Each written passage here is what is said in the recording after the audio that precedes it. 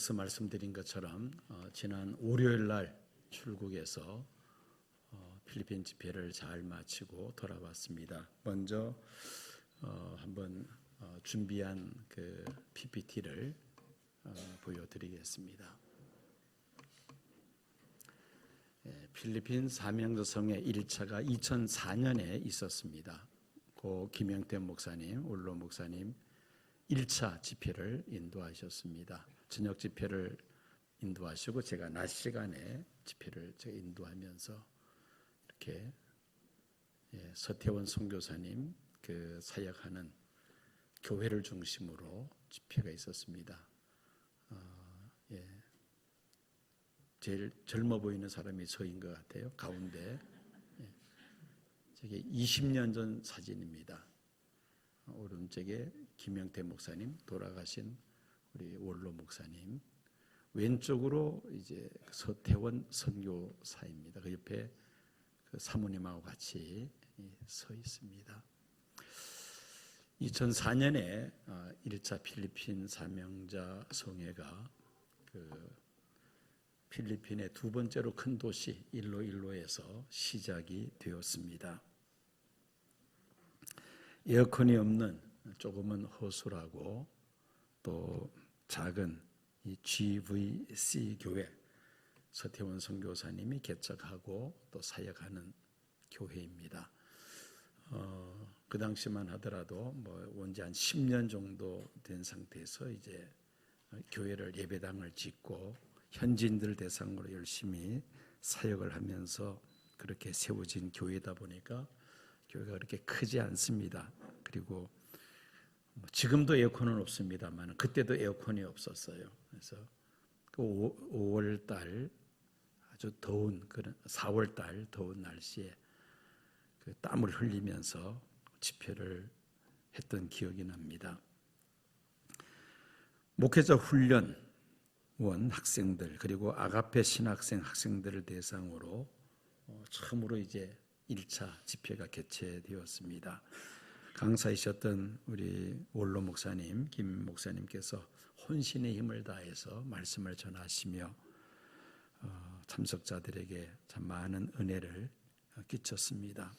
집회를 마치고 이제 비행기를 타고 돌아오면서 은퇴하신 후 2000년 은퇴하셨으니까 그때 2004년입니다. 계속해서 집회가 늘어나면서 다 소화하지 못하는 거로 필리핀 집회는 내년부터는 최 목사가 책임지고 인도를 하라고 그렇게 말씀하심으로 저 집회가 우리 원로 목사님에게는 처음이자 마지막 필리핀 사명자 성회였습니다. 그러면서 지금도 제가 기억하는 것은 이 선교사님이 해외 집회를 통해서 이제 우리 원로 목사님께서 많은 그런 선교사들을 대해봤지만은 저렇게 헌신적인 선교사는 처음이다라고 말씀하시면서 선교사를 잘 도와 그 필리핀 사명 성회를 계속해서 인도할 것을 부탁하셨습니다. 그래서 그 이듬해 2005년부터 금년까지 매년 가서 이제 집회를 인도를 했습니다. 2000년에 코로나 팬데믹이 시작되면서 2000년은 제가 영상을 보내드렸습니다. 왜냐하면은 그 당시 인도네시아는 제가 줌으로 집회를 계속해서 진행했는데 인도네시아는 이 와이파이 사정이 좋지 않기 때문에 영상을 보내주면은 이제 그때는 사회적 거리 두기를 하던 때였죠. 그렇게 거리를 띄워서 앉아서 집회를 하겠다 연락이 와서 집회 그 강의 모든 그 영상을 제작해서 보내드려서 영상으로 집회를 그날 했습니다. 그리고 2021년은 코로나가 워낙 심해서 그때는 아예 모이지를 못했습니다. 한 해 건너뛰고 그리고 작년에 18번째 집회, 금년에 19번째 집회를 했습니다. 한번 사진을 보겠습니다. 첫 번째 저 예배당하고는 많이 다릅니다. 굉장히 교회를 크게 건축을 하고 신학생들도 숫자가 크게 늘어났습니다. 예배당 굉장히 넓습니다. 에어컨은 없습니다. 지금도 선풍기가 이제 더위를 식혀주는 그런 상황입니다.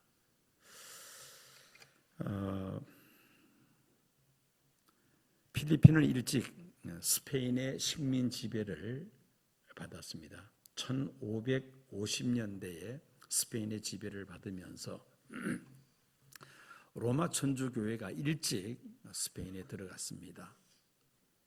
그래서 지금은 약 한 80에서 83% 가까이가 로마 캐토릭입니다. 필리핀은. 그런데 문제는 초기부터 로마 천주교에서 필리핀에 포교 활동을 하면서 필리핀의 그 토속 신앙하고 혼합을 시킵니다. 그걸 소위 말하는 토착화라고 부르는데 토착화 작업을 하면서 마리아를 섬기고 아기 예수상을 이렇게 섬깁니다. 이게 혼합 종교가 되면은 기독교 복음이 변질됩니다. 생명력을 잃어버리게 됩니다. 그래서 많은 캐토릭 신자들이 있습니다만은 내용을 보면은 복음의 생명이 결핍되어 있는 그런 교회의 모습을 볼 수가 있죠. 그러다가 1898년 미국이 이제 이 필리핀을 식민 지배를 하게 됩니다. 스페인이 밀려나고 미국이 식민 지배를 하면서 2차 세계대전까지 1945년까지 미국이 한 50년 동안 또 필리핀을 식민 지배를 합니다. 미국이 지배하면서 그때부터 우리 개신교, 프로테스탄트 개신교가 들어가죠. 그래서 우리 개신교 그 전도 활동은 그렇게 역사가 오래되지 않았습니다. 한국에서 선교사들이 필리핀에 많이 들어갔습니다. 그래서 지금은 필리핀의 이 개신교, 우리 기독교가 한 6% 정도 된다고 봅니다. 공식적인 발표는 10%를 이야기하는데 이단이 많습니다. 필리핀도 이단이 많아서 순수한 기독교, 우리 개신교는 6% 조금 더 될 것이다. 그렇게 내다보고 있습니다. 이 서태원 선교사님은 1993년, 지금부터 30년 전 필리핀 선교사로 이제 파송받아 사역을 시작했습니다. 우리 은퇴하신 신순민 장로님이 그때 리더로 있었던 백합 선교회에서 집중적으로 이 서태원 선교사님을 그 선교회에서 후원을 해서 자리를 잡게 되었죠. 2004년에 1차 사명자 성회를 할 때만 하더라도 교회 규모도 작았고 신학교도 규모가 작았습니다. 그런데 해가 거듭되면서 많이 이제 발전하고 또 규모가 확대가 됩니다. 한번 PPT를 올려주십시오. 아가페 신학대학이 아코트라고 부르는데요.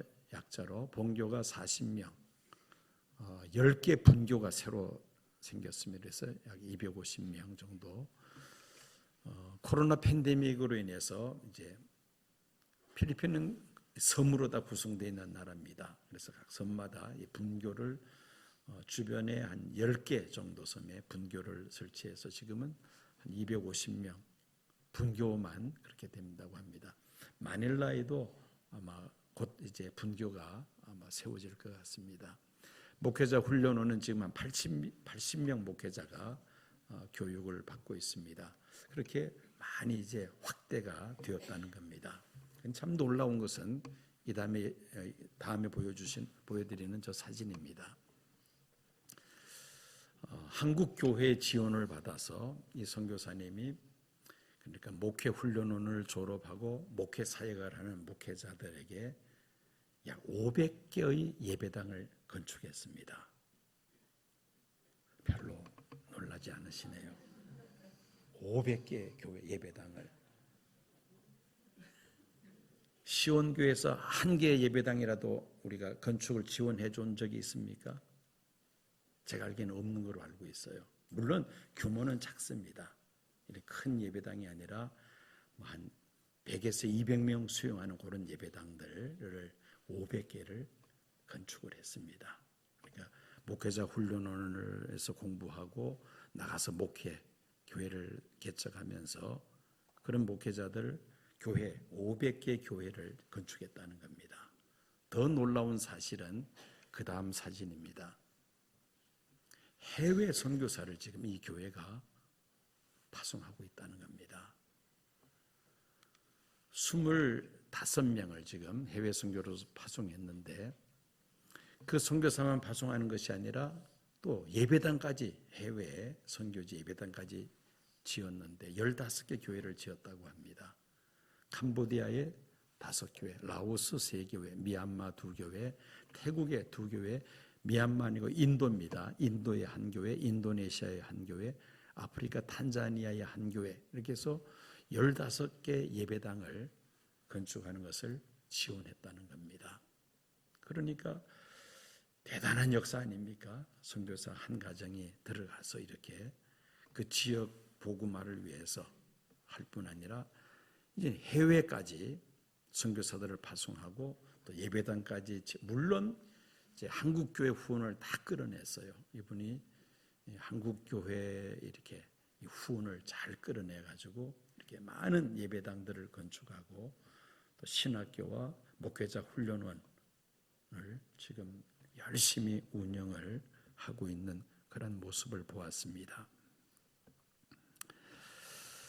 저는 이 교회를 하나의 이제 우리가 샘플로 생각하면서 그 한 목회자 가정에 들어가서 교회를 개척하고 신학교 사역, 목회자 훈련은 그런 사역을 하면서 많은 목회자들을 배출하고 그들이 나가서 개척한 교회에 또 예배당을 지어주면서 그야말로 복음을 땅끝까지 전파하는 일에 힘쓰는 저 GVC 교회, 그레이트 비전 처치입니다. 교회는 그야말로 오늘 본문에 등장하는 안디옥 교회와 같은 교회가 아닌가, 하나의 우리가 모델로 삼아야 될 교회가 아닌가 생각을 하면서 오늘 설교 제목이 21세기의 안디옥 교회가 됩시다. 오늘 설교 제목을 그렇게 세워봤습니다. 세상 사람들이 예수 믿는 사람들을 그리스도인이라 부르는 것이, 영어로 크리스찬이라고 부르는 것이 오늘 본문에 등장하는 안디옥 교회 때부터 시작이 됩니다. 안디옥 교회 성도들은 세상 사람들로부터 인정받았다는 말입니다. 안디옥 교회 성도들을 세상 사람들이 저 사람들은 크리스찬이다, 그리스도를 따르는 사람이라 말한 것은 무언가 자기들과는 다르다는 거 아닙니까? 세상 사람들과는 다른 삶을 살아가고 있다는 것이죠. 즉 인정받았다는 말입니다. 여러분, 그리스도인은 어떤 사람입니까? 세상 사람들과 섞여 있을 때 무언가 구별되는 사람입니다. 언제 어디서나 예수님을 주인으로 모시고 예수님을 따르는 사람이죠. 항상 하나님 앞에 서 있다는, 라틴어로 코람데오라 그럽니다. 코람데오, 하나님 앞에 서 있다는 그런 마음 자세를 가지고 세상을 살아나가는 사람, 이런 사람들이 바로 그리스도인이라는 말씀입니다. 그런데 이 안디옥 교회의 시작을 보면은요, 무명의 전도자들에 의해서 안디옥 교회가 시작이 됩니다. 예루살렘에 큰 박해가 주어집니다. 스데반 순교 이후에 한창 부흥하고 있는 예루살렘 교회에 큰 박해가 주어집니다. 사도들을 제외한 대다수의 성도들이 그 박해를 피해서 뿔뿔이 흩어지기 시작합니다. 한번 지도를 보여드리겠습니다. 어느 쪽으로 어떻게 흩어졌는가? 이걸 하나 설명 못했네요. 이 GVC 교회에서 2025년 3월 1일 날 Run for Jesus 2025라는 선교대회를 개최하는데요. 그 옆에 있는 그림이 포스터입니다. 저 포스터에 있는 저 사진은 누구일까요? 예. 권투 좋아하는 사람들은 다 알죠. 예. 필리핀의 영웅입니다. 저 사람이 파키아오라는 유명한 복서이죠. 요한이가 제일 좋아하는 사람이라면서 예. 필리핀 선교사님의 아들이라서 필리핀에 살았기 때문에 파키아오가 어떤 존재인지를 잘 압니다. 영웅이에요. 필리핀의 영웅. 저 사람이 독실한 크리스찬입니다. 지난번에 필리핀 대통령 후보로 나왔는데 떨어졌죠. 떨어질 수밖에 없는 게 필리핀은 아까 말씀드린 대로 80% 이상이 로마 캐토릭입니다. 로마 캐토릭과 권력이 딱 이렇게 손을 잡고 있습니다. 그래서 필리핀이 저렇게 못 삽니다. 왜? 부정부패가 그렇게 심해요.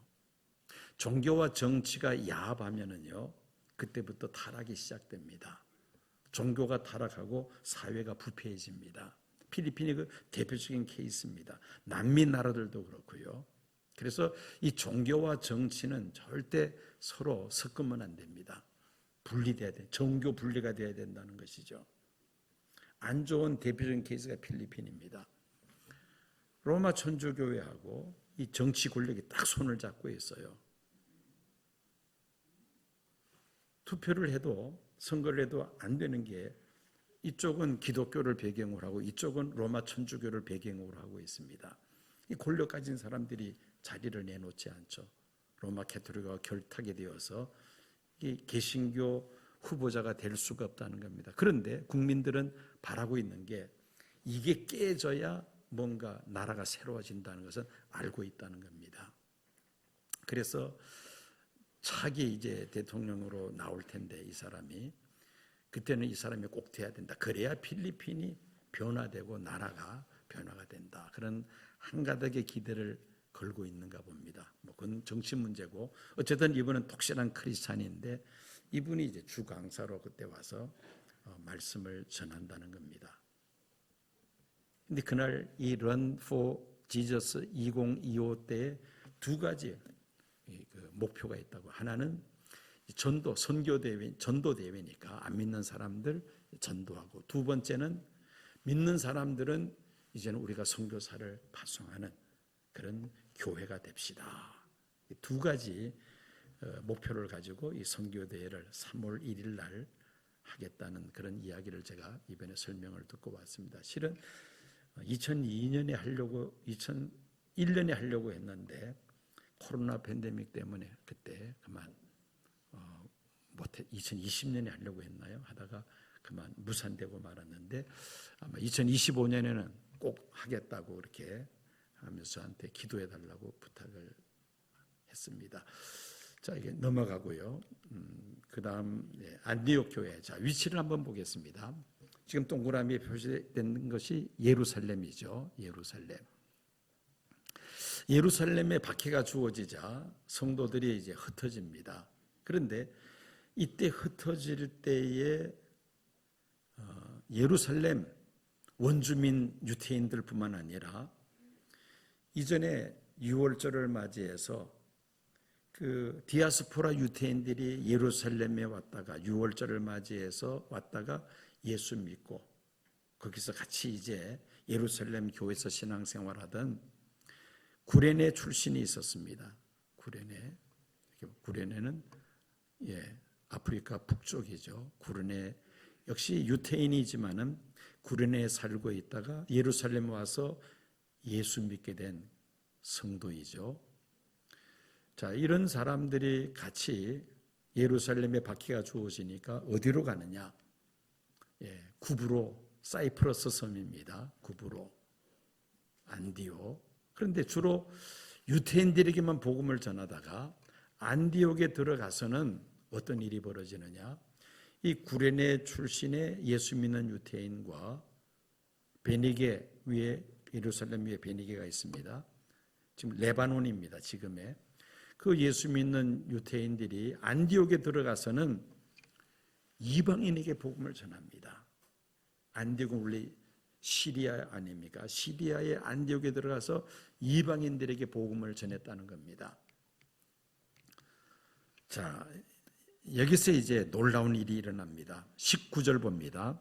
그때 스데반의 일로 일어난 환란으로 말미암아 흩어진 자들이 베니게와 구브로와 안디옥까지 이르러 유대인에게만 말씀을 전하는데 20절 그 중에 구브로와 구레네 몇 사람이 안디옥에 이르러 헬라인에게도 말하여 주 예수를 전파하니 유대인이 아닌 다른 이방인 헬라인에게 복음을 전했는데 21절 주의 손이 그들과 함께 하심에 수많은 사람들이 믿고 주께 돌아오더라. 수많은 안디옥의 그 이방인들이 회개하고 예수 믿는 구원의 역사가 나타났다는 것입니다. 누구인지 이름은 밝히고 있지 않습니다. 무명의 전도자들, 구레네 출신, 또 베레 출신, 이들이 안디옥에 들어가서 복음을 전해서 이런 놀라운 역사가 나타났다는 것입니다. 무명의 전도자들에 의해서 안디옥 교회가 세워졌다. 자, 그러면은 이 안디옥은 과연 어떤 곳인가? 한번 지도를 다시 한번 올려주십시오. 이 안디옥이라는 곳이 어떤 곳인가? 예루살렘에서 약 200마일 정도 떨어져 있습니다. 300마일 정도 떨어져 있습니다. 우리 킬로미터로 따진다면은 480 됩니까? 300 곱하기 1.6 하면은 짧은 거리는 아니죠. 예루살렘에 큰 박해가 주어지자 예수 믿는 성도들이 어디까지 가느냐? 안디옥까지 가서 거기 가서 예수의 복음을 전했다는 겁니다. 이 안디옥이라는 도시는 언제 세워진 도시냐? 주전 300년으로 거슬러 올라갑니다. 알렉산더가 세계를 제패하는 그런 야심을 가지고 영토를 크게 넓혀 나가다가 젊은 나이에 급사합니다. 병을 얻어서 갑자기 세상을 떠나죠. 그 알렉산더 밑에 있던 4명의 장군들이 있었습니다. PPT 다시 올려주실래요? 네.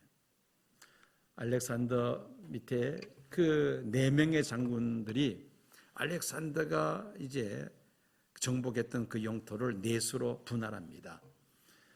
저 북쪽, 여기 옆 오른쪽에 지도가 있습니다. 저 북쪽에서는 지금 터키 지역 북쪽으로, 터키 북쪽 지역으로 리시마쿠스가 그쪽 지역을 이제 지배를 하게 됩니다. 서쪽 마게도니아, 지금의 그리스 있는 그쪽 지역은 키산더가 지배를 하고요. 그 다음에 동쪽은 셀루쿠스가 시리아를 지배하고, 남쪽으로는 프톨로메오가 이집트를 지배합니다. 이렇게 4명의 장군이 그 헬라 제국 영토를 넷으로 쪼개어서 이제 지배를 하게 되는데, 그 중에 시리아, 수리아라고 부르기도 하고 시리아의 셀루쿠스가 저 안디옥에다가 도시를 만듭니다. 그리고 셀루쿠스 왕국의 수도가 되죠. 왜 안디옥이라고 이름을 지었느냐? 이 셀루쿠스 장군의 아버지 이름이 안디오쿠스였습니다.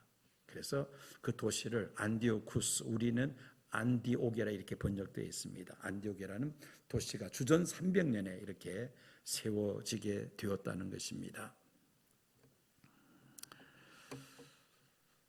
비록 이 도시 설립자는 이 헬라 그리스 사람들이었습니다마는 주민들은 여러 나라에서 이주해온 사람으로 이 안디옥이라는 도시가 발전합니다. 왜냐하면 이 셀루쿠스가 안디옥으로 이주해오면은 시민권을 주겠다고 약속했기 때문에 유대뿐 아니라 인도, 심지어 중국에서까지 사람들이 이주를 해서 국제 도시를 형성하게 됩니다. 1939년에 터키 공화국에 이 안디옥이 편입이 됩니다. 지금은 안디옥이라고 부르지 않고 안타키아라고 그렇게 부릅니다. 여러분 세계 지도를 놓고 안디옥 찾으면 안 나옵니다. 안티키아라고 쳐야 이 안디옥이라는 도시를 위치를 우리가 확인할 수 있습니다. 지금 이 터키의 안티키아의 인구는 약 30만 명 정도 된다고 합니다. 내년 4월 말에 우리 교회에서 터키 그리고 밤모섬 그리스 성지 순례를 이제 갑니다. 근데 사실 저는 저 안티키아, 안디옥을 꼭 가보고 싶었는데 이번에 빠져 있습니다. 왜냐하면은 지난번 지진 때에 안티키아가 아주 심하게 파괴되었습니다. 굉장히 큰 피해를 입었죠. 도로들이 다 부서지고 뭐 건물도 부서지고 해서 저 지역은 갈 수 없다라고 해서 저 지역은 지금 빠져 있습니다. 지금도 터키에서는 저 안티키아, 안디옥이 큰 도시입니다만은 성경이 기록될 무렵, 안디옥 교회가 탄생될 그 무렵에는 굉장히 큰 도시였습니다. 왜냐하면은 그 유명한 로마의 역사가 요세푸스의 글에 하면은 그 당시 인구수가 50만 명이었다고 합니다. 지금 30만 명인데 그 1세기에 50만 명 같으면은 전체 인구수를 놓고 보면은 아주 큰 대도시임에 분명합니다. 동서를 잇는 요충지 이 안디옥은 로마 제국 내에서 로마, 그 다음에 이집트의 알렉산드리아, 그 다음 가는 세 번째 도시가 바로 이 안디옥이라는 도시였다는 겁니다. 제가 길게 이 안디옥에 대해 설명하는 것은 이 안디옥이라는 지역이 그 당시에 아주 국제적인 큰 도시였다는 겁니다. 로마 제국에서 세 번째 가는 도시였다는 말이죠. 이런 도시에서 이제 무명의 전도자들에 의해서 안디옥 교회가 시작되었다는 것입니다. 안디옥에서 이 이방인들이 예수 믿는다는 소문을 들은 예루살렘 교회에서 누구를 파송하느냐? 바나바를 파송합니다. 사실 확인을 위해서. 왜냐하면 그때까지만 하더라도 주로 유대인들 전도에만 포커스를 맞췄는데 이방인들도 예수 믿고 구원받는다는 그런 소문을 듣고는 사실 확인을 위해서 바나바를 파송한 것이죠. 22절 23절 봅니다. 예루살렘 교회가 이 사람들의 소문을 듣고 바나바를 안디옥까지 보내니 그가 이르러 하나님의 은혜를 보고 기뻐하여 모든 사람에게 굳건한 마음으로 주와 함께 머물러 있으라 권하니. 바나바가 저 안디옥에 가서 보니까 이 이방인인 안디옥 사람들이 무명의 전도자들의 전도를 받고 회개하고 예수를 구주로 영접하고 그들이 그리스도인으로서 변화되어 가는 그런 모습들을 보고는 바나바가 그들에게 어떻게 권면합니까? 하나님의 은혜를 보고 기뻐하여 모든 사람에게 굳건한 마음으로 주와 함께 머물러 있으라 권하니. 주와 함께 머물러 있으라. 이 말은 꼭 붙어 있어야 된다는 말입니다. 헬라어 동사 프로스메노라는 단어를 우리말로 함께 머물러 있다라고 번역을 했는데요. 이것은 어떤 상황이냐? 꼭 붙어 있는 상태, 찰싹 붙어 있는 그런 상태를 말합니다. 굳건한 마음으로 주님과 함께 머물러 있으라. 이 말씀은 절대로 놓치지 않겠다는 마음으로 예수님을 꼭 붙잡고 있어야 된다. 그런 뜻입니다. 그런 말이 있죠. 전에 한번 그런 이야기를 한번 소개한 적이 있었는데, 기는 놈 위에 무엇이 있고 뛰는 놈이 있고 뛰는 놈 위에 나는 놈이 있고, 그 다음에 이제 중요한 겁니다. 나는 놈 위에 뭐가 있다? 그렇죠. 역시 찬양대 속에 은혜를 많이 받는 것 같아. 기억하고 계시는 거 보니까 붙는 놈이 있다는 겁니다. 여러분, 요즘 한국에 빈대 때문에 지금 막 약치고 야단 아닙니까? 빈대가 어떻게 한국에 왔을까요? 예? 붙어왔죠. 사람 몸에 붙어가지고 와가지고는 지금 한국에 퍼뜨리는 거 아닙니까? 빈대가 뛰어왔겠어요? 지가 날아서 왔겠어요? 사람에게 붙어온 겁니다. 사람 몸에 붙어서. 대단한 거죠. 붙어 있기만 하면은, 근데 이제 안 좋은 비유입니다만은, 빈대를 하니까 좀 이상하게 되는데, 우리는 누구께 붙어 있어야 된다? 자신이 없네요. 누구에게 붙어 있어야 된다? 예수님께 붙어 있어야 된다. 예수님 떨어지면 안 된다는 겁니다. 멀어지면 안 된다는 것이죠. 예수님과 멀어지면 그때부터 이제 문제가 생깁니다. 온갖 시험에 들게 되고 어려움을 겪습니다. 누구께 꼭 붙어 있자? 예수님께 꼭 붙어 있자. 바나바가 그 말씀을 전한 겁니다. 주와 함께 머물러 있어라. 주님께 꼭 붙어 있어라. 여러분, 유대인들도, 예수 믿는 유대인들도 흔들리는데 예수 믿는 이방인들은 더 심하게 흔들리지 않겠습니까? 얼마나 유혹이 많겠습니까? 그래서 바나바가 이 안디옥에 가서 안디옥에 예수 믿는 그 초신자들에게 굳건하여 주와 함께 머물러 있어라. 절대 예수님 떠나면 안 된다. 예수님께 꼭 붙어 있어야 한다라고 권면을 했다는 것입니다. 그런 바나바를 통해서 안디옥 교회가 크게 부흥합니다. 24절 봅니다. 바나바는 착한 사람이요 성령과 믿음이 충만한 사람이라 이에 큰 무리가 죽게 더하여 지더라. 예루살렘 교회에서 파송한 이 바나바가 안디옥에 가서 예수 믿는 그 이방인들에게 꼭 예수님께 붙어 있어야 된다 하면서 그들을 신앙적으로 지도를 하는데 큰 무리가 죽게 되었다. 안디옥 교회가 크게 부흥했다는 겁니다. 이유는 바나바는 착한 사람이요 성령과 믿음이 충만한 사람이라. 이 목회자가 착하고 성령과 믿음이 충만해야 하는데 그렇지 못할 때가 참 많습니다. 저도 이 말씀 보면서 많은 가책을 받습니다. 좀 더 착한 사람이 돼야 되겠고 좀 더 성령과 믿음이 충만해야 될 텐데 하는 그런 마음을 가집니다. 자, 이렇게 착하고 성령과 믿음이 충만한 바나바가 안디옥에 파송받아가서 안디옥 교회를 이제 목양을 하는데 이 안디옥 교회가 그때부터 이제 크게 부흥하기 시작한 겁니다. 그리고 더 이 안디옥 교회가 견고하게 세워진 것은 사울 때문입니다. 나중에 바울로 이름을 개명합니다마는 25절 26절 봅니다. 바나바가 사울을 찾으러 다소에 가서 만남에 안디옥에 데리고 와서 둘이 교회에 1년간 모여서 큰 무리를 가르쳤고 제자들이 안디옥에서 비로소 그리스도인이라 일컬음을 받게 되었더라. 사울이 이 안디옥 교회에 가서 1년 동안 하나님의 말씀을 가르쳤다라고 기록을 하고 있습니다. 그런데 누구의 초청을 받았느냐?